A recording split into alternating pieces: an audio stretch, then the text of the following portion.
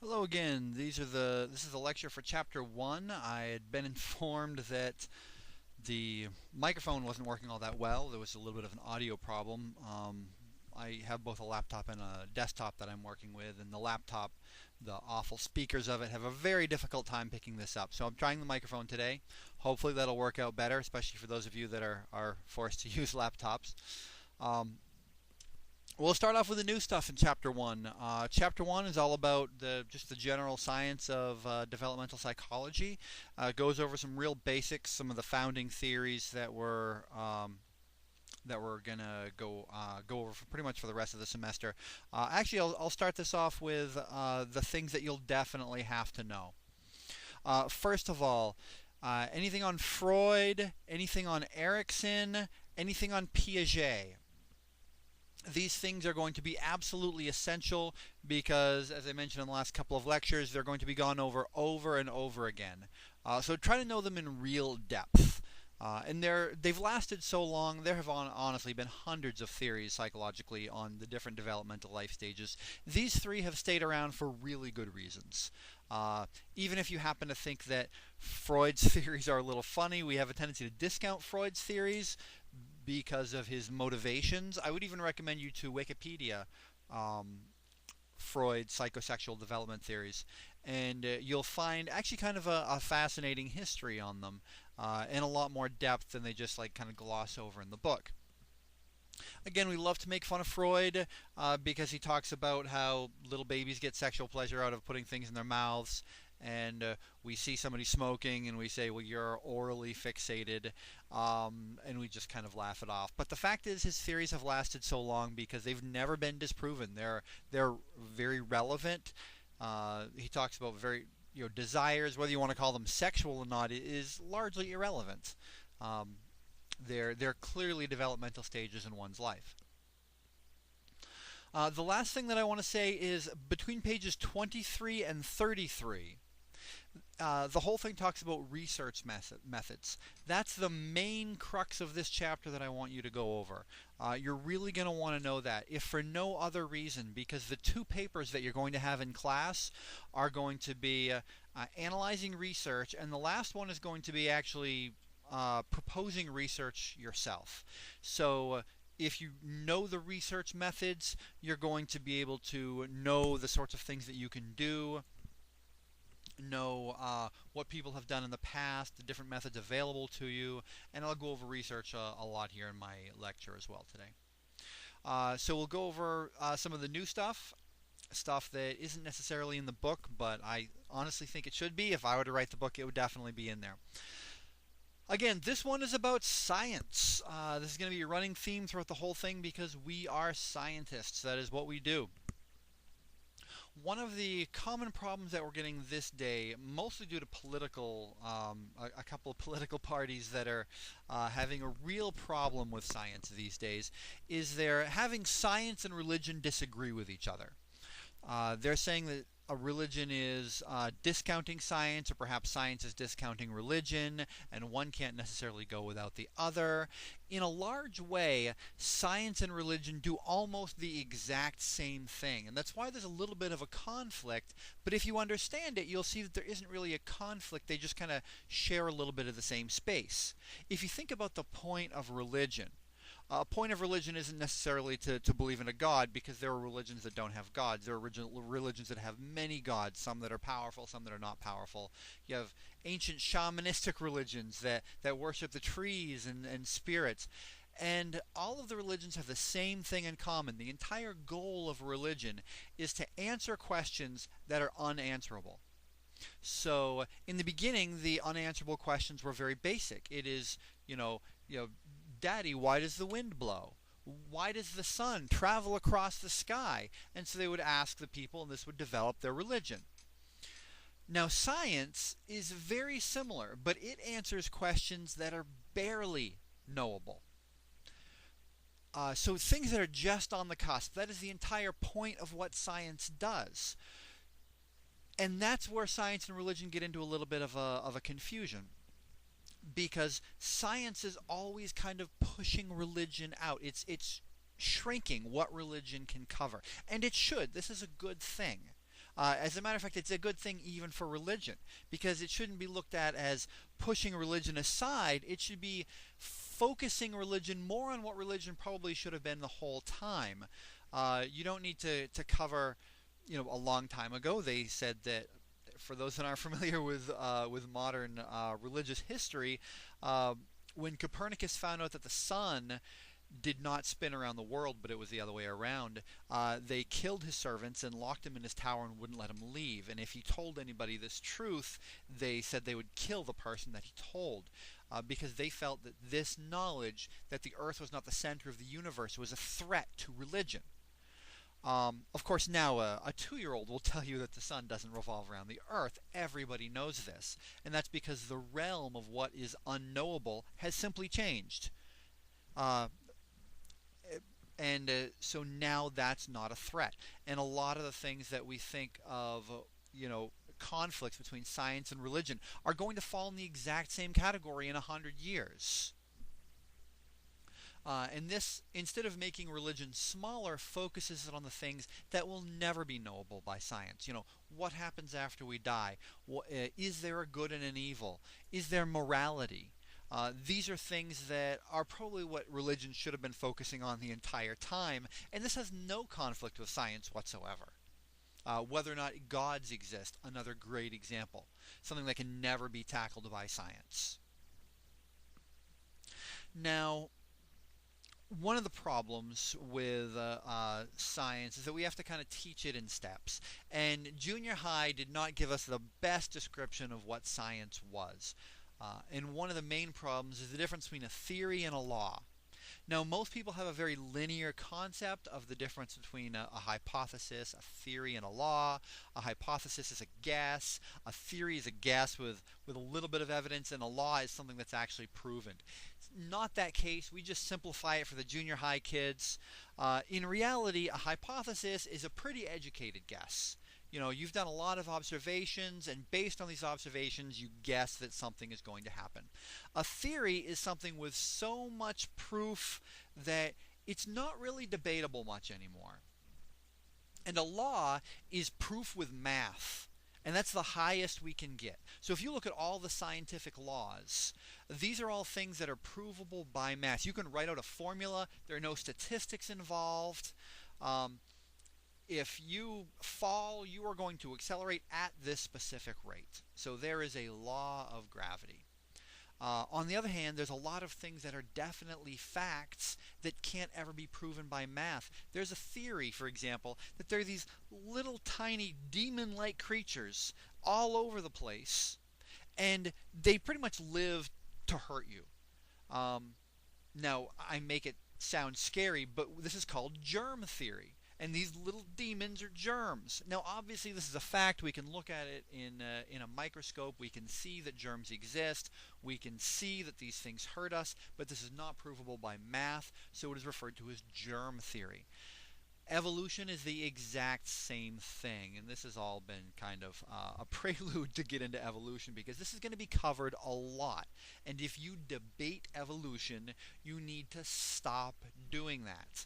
There are a lot of misconceptions about evolution, pretty much from people that honestly need to hear the last 5 minutes of lecture, know that religion and science are not conflicting whatsoever.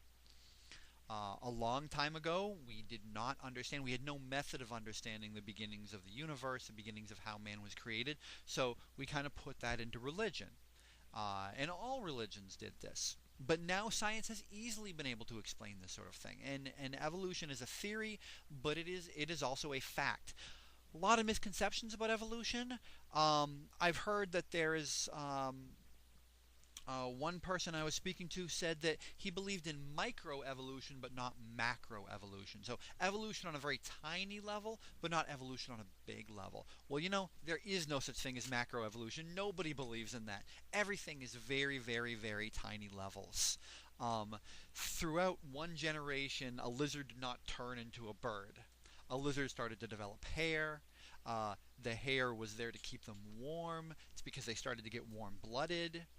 This helped them survive through winters that were starting to get particularly harsh, and over the course of hundreds of years, these hairs got thicker, they got feather-like because this kept them warmer, and then one of them had the advantage of getting a little bit of lift from this. It made them lighter, and the lightness could help them run faster as well. The flying was a side effect they never really expected, and it was just tiny, tiny, tiny things over a long period of time. There are no huge leaps in evolution outside of the movie X-Men, which is a good movie, but not particularly scientifically accurate.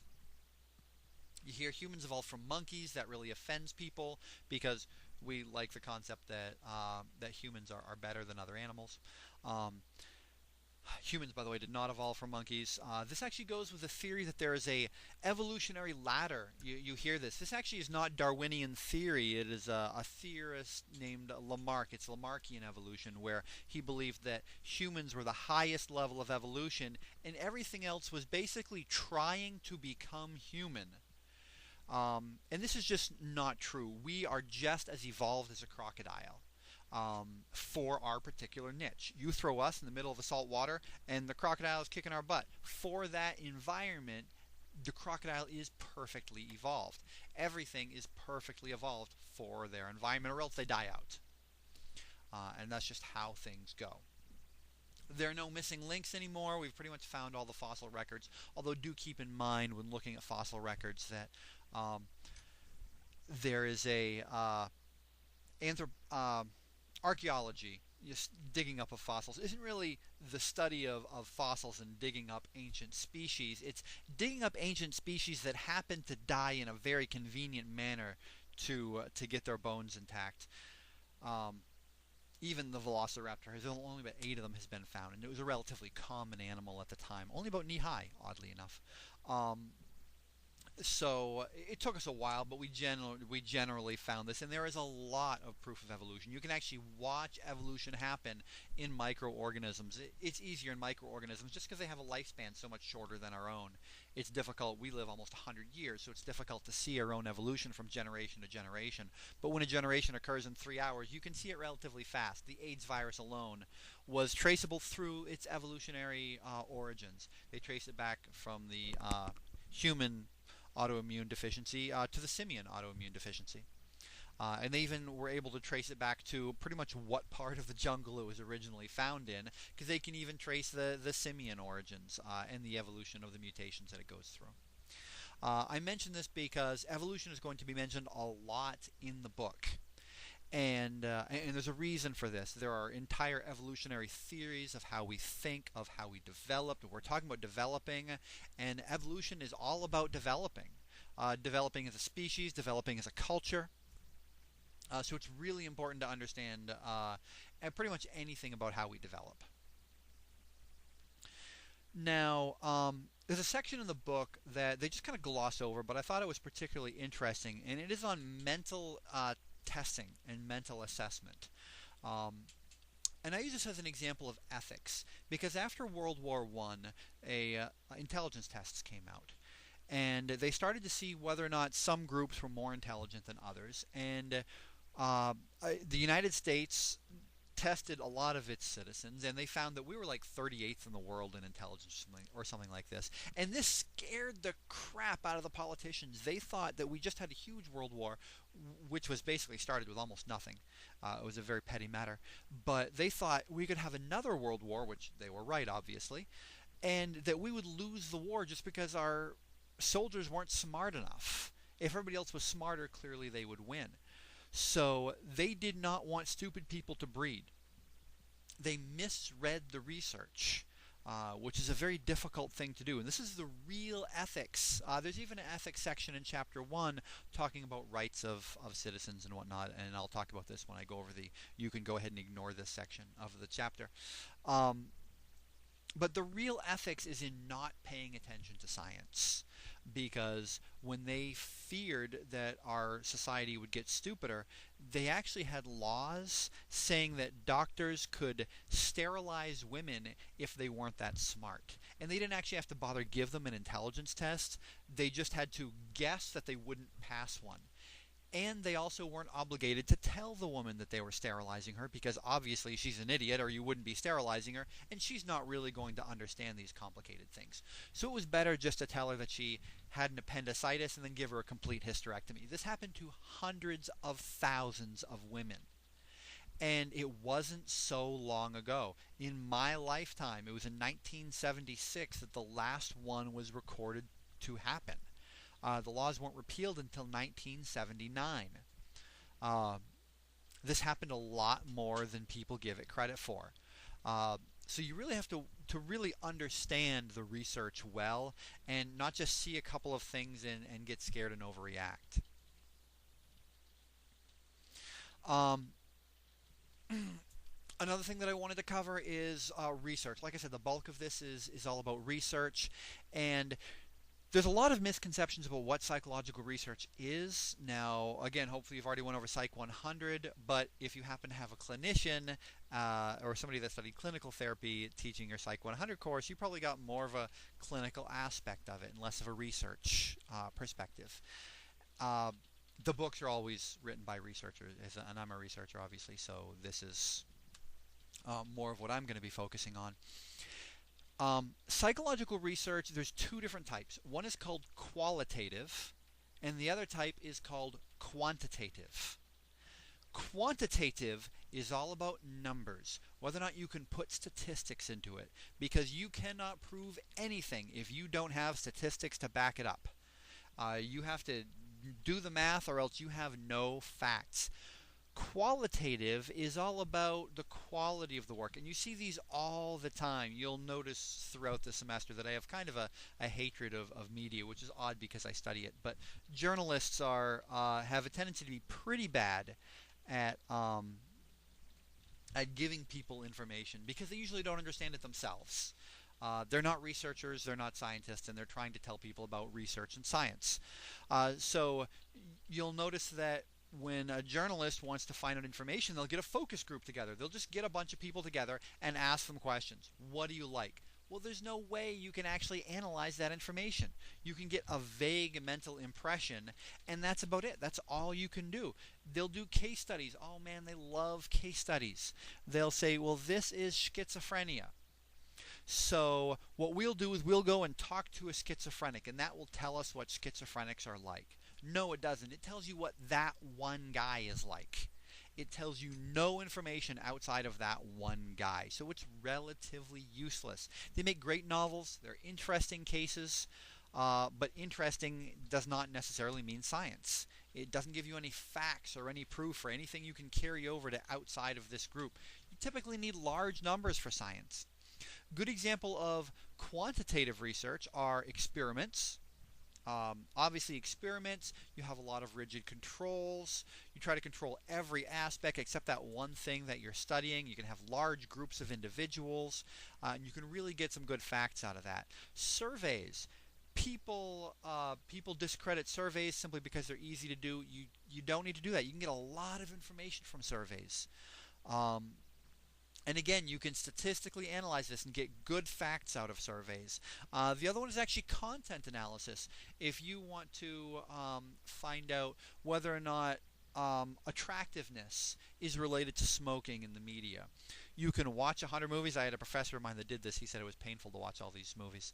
He watched like 2 movies from each year between like now and 1950, and just rated on a scale of 1 to 10 how attractive each person was, and then whether or not they smoked. And they could say, easily whether or not media gave a portrayal, because you could take the rankings with yes or no whether or not they smoke, and you can put statistics into that. So you can analyze some of this data that otherwise would be qualitative in a quantitative manner, and actually put statistics in it, and actually prove something. The reason I'm going over this so much is because they go over a lot of types of research methods. That's between the pages like 23 and 33. All the different research methods. And when you go over these research methods, think about them in terms of qualitative and quantitative, and how you could, for lack of a better word, mess it up and make it qualitative, which would be meaningless outside of that instance, or how you could do it quantitative. So let's say you're doing an interview, for example. You can do an interview with someone, and you can say, I want to find out about schizophrenic people, because that's what I spoke of before. So you can interview one. And if that's all you do, you just ask them a bunch of questions. They're all open-ended questions, like what are you feeling, how are you feeling, blah, blah, blah. Then that's just going to be qualitative. You're not going to get a lot of good information about it, out of it. On the other hand, if you do a very organized interview, if you ask very specific questions that are closed-ended, yes, no questions, have them rank some things, not don't ask them, do you hallucinate? You can say, on a scale of 1 to 10, how often do you hallucinate? You can get a good gradient there. You can put statistics and numbers in that and turn it into a survey. Then talk to dozens more people. You can get some really good quantitative information out of these.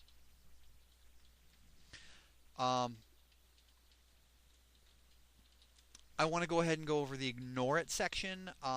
There's a section on different types of theories. They talk about sociocultural, ecological systems, information processing. I think they had one or two others.